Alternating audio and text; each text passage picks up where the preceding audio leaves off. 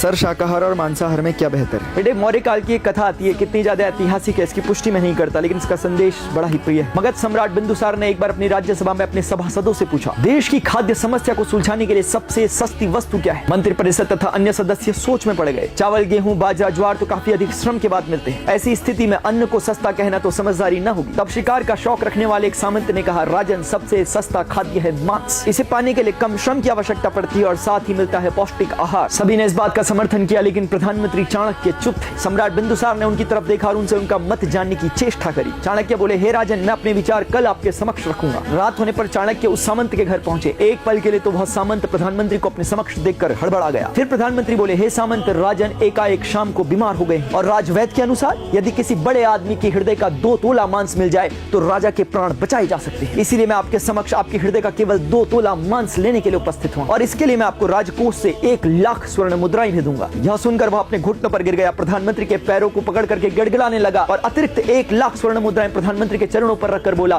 कृपया कर आप किसी अन्य सामंत के 2 तोले हृदय का मांस इससे खरीद ले। इसी प्रकार प्रधानमंत्री पूरी रात बारी बारी से प्रत्येक सामंत से मिले, लेकिन स्वाभाविक रूप से किसी के भी 2 तोले हृदय का मांस उन्हें न मिल पाया। अपितु बदले में किसी सामंत ने 1, 2 तो किसी ने 5 लाख स्वर्ण मुद्राएं दी। इस प्रकार लगभग 2 करोड़ स्वर्ण मुद्राओं का संग्रह कर अगले दिन सूर्योदय के समय राजा के समक्ष चाणक्य प्रकट हुए। सम्राट ने पूछा, यह सब क्या है आचार्य? प्रधानमंत्री बोले, हे राजन, यह केवल 2 तोला मांस खरीदने के लिए इकट्ठी की गई धनराशि है और विडंबना तो यह है कि यह भी अपर्याप्त है। अब आप स्वयं ही विचार करें कि मांस कितना सस्ता है। हे राजन, जीवन अमूल्य है। हम ये न भूलें, जिस प्रकार हमें अपना जीवन प्यारा है उसी प्रकार से जगत के प्रत्येक प्राणी को अपने जीवन से प्यार है। लेकिन फर्क इतना है कि वह अपनी और अपनों की हत्या का मुकदमा दर्ज नहीं कर सकता और मनुष्य अपने प्राण बचाने के लिए हर प्रकार के संभव प्रयास करता है। साम, दाम, दंड, भेद, हर नीति का प्रयोग करता है। पशु बोल नहीं सकते, अपनी व्यथा को हमें बता नहीं सकते, तो क्या यह कारण पर्याप्त है उनकी हत्या कर देने का? अब मैं आपसे पूछता हूँ, यदि उस जीव को जीवन देने की क्षमता आप में नहीं तो उसके जीवन को छीनने का अधिकार आपको किसने दिया?